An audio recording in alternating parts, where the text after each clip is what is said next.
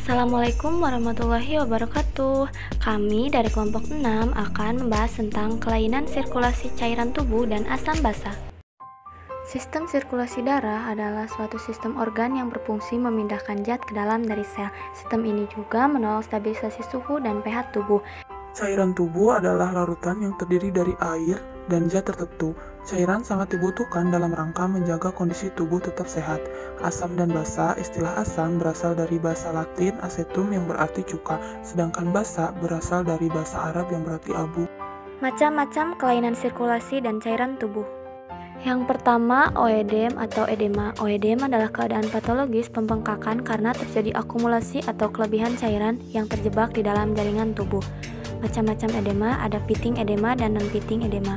Tanda dan gejalanya, distensi vena jugularis, peningkatan tekanan vena sentral, peningkatan tekanan darah, denyut nadi penuh atau kuat, melambatnya pengosongan vena-vena tangan, dan penambahan berat badan secara cepat. Yang kedua ada dehidrasi. Dehidrasi adalah kekurangan cairan atau cairan berlebihan yang disertai masukan yang kurang dapat mengakibatkan kekurangan cairan. Penyebabnya kehilangan air, kehilangan natrium, sakit diare, muntah, mengeluarkan banyak keringat, dan mempunyai penyakit diabetes.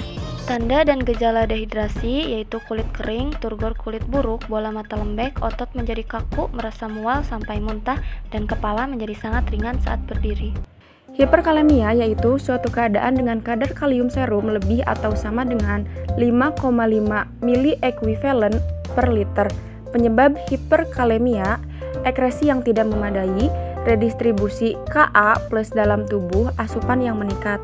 Tanda dan gejalanya yaitu kelemahan otot yang tidak begitu kentara biasanya merupakan tanda awal. Kelemahan otot asenden yang berkembang menjadi paralisis flaksid pada tungkai bawah dan akhirnya pada badan dan lengan. Parestisia pada wajah, lidah, kaki, dan tangan. Saluran cerna, mual, kolik usus, dan diare. Ginjal, oliguria yang berlanjut menjadi anuria. Dan kardiovaskuler, distremia jantung, bradikardia. Selanjutnya ada hipokalemia yaitu kadar kalium yang rendah dalam darah. Adalah suatu keadaan di mana konsentrasi kalium dalam darah kurang dari 3,8 mili ekuivalen per liter darah. Penyebab hipokalemia adalah kehilangan melalui saluran cerna dan urin asupan kalium yang tidak mencukupi dan perpindahan K+ akibat alkalosis atau penanganan ketoasidosis diabetik dengan insulin dan glukosa. Tanda dan gejalanya, gejala awal tak jelas atau lelah, parestesia, dan refleks tendon dalam menghilang.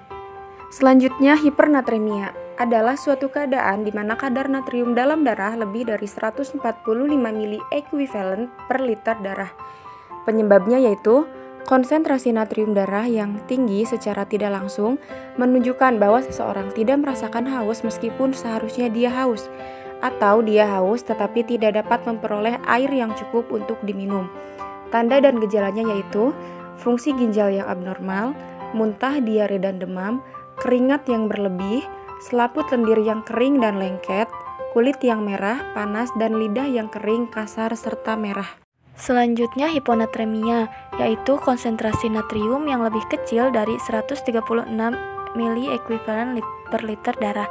Penyebabnya kehilangan natrium, pengobatan diuretik, penambahan air melalui penambahan natrium, dan berkurangnya kemampuan untuk membuang air bebas. Tanda dan gejala hiponatremia bersifat neurologis dan berkaitan dengan edema serebral atau pembengkakan sel otak, dan tergantung pada cepat dan besarnya penurunan natrium serum. Selanjutnya hiperfosfat. Hiperfosfat adalah suatu keadaan di mana konsentrasi fosfat dalam darah lebih dari 4,5 mg per desiliter darah. Penyebabnya, penderita kelainan fungsi ginjal yang sangat berat. Pada penderita gagal ginjal, hiperfosfatemia merupakan suatu masalah karena dialisa sangat tidak efektif dalam membuang kelebihan fosfat. Gejalanya, pada penderita yang mengalami dialisa bisa terjadi kelemahan tulang yang progresif, mengakibatkan nyeri dan patah tulang karena cedera yang ringan. Selanjutnya yaitu hipofosfat adalah kelainan elektrolit di mana kadar fosfat dalam darah rendah.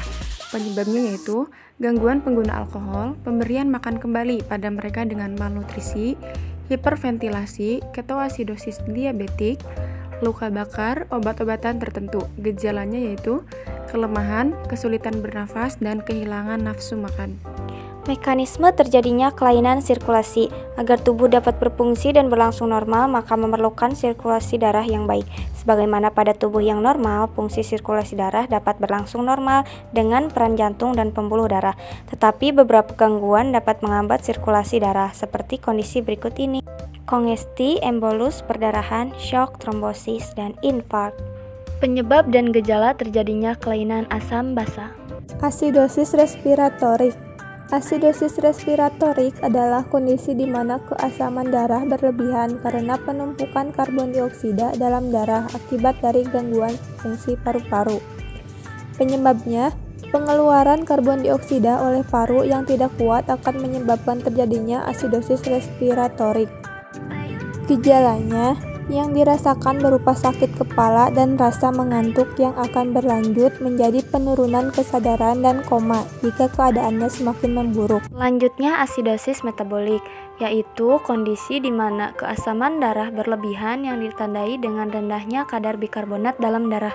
Penyebabnya, keasaman tubuh meningkat karena mengkonsumsi zat asam, keasaman tubuh yang berlebihan, ginjal tidak mampu untuk membuang asam dalam jumlah yang seharusnya, bertambahnya asam laktat, bahan beracun seperti salisilat, metanol, dan asetazolamid, dan kehilangan basa yang berlebihan dari saluran pencernaan karena diaretaukolostomie. Alkalosis respiratorik. Alkalosis respiratorik adalah suatu keadaan di mana darah menjadi basa karena hiperventilasi pernapasan sehingga kadar karbon dioksida dalam darah menjadi rendah. Penyebabnya, pertama rasa nyeri, 2 sirosis hati, 3 kadar oksigen darah yang rendah, 4 demam, 5 overdosis aspirin. Gejalanya, penderita merasa cemas, rasa gatal di sekitar bibir dan wajah. Jika keadaannya semakin memburuk, bisa terjadi kejang otot dan penurunan kesadaran. Selanjutnya yaitu alkalosis metabolik. Adalah suatu keadaan di mana darah dalam keadaan kelebihan basa karena tingginya kadar bikarbonat. Penyebabnya yaitu mengkonsumsi obat diuretik seperti furosemid, kelenjar asam saat bilas lambung, kelenjar adrenal yang terlalu aktif seperti pada penyakit sindroma Cushing atau akibat mengkonsumsi kortikosteroid. Gejalanya yaitu penderita menjadi mudah tersinggung, otot berdenyut dan kejang otot, atau mungkin juga tidak menampakkan gejala sama sekali. Sekian materi dari kelompok kami. Terima kasih. Wassalamualaikum warahmatullahi wabarakatuh.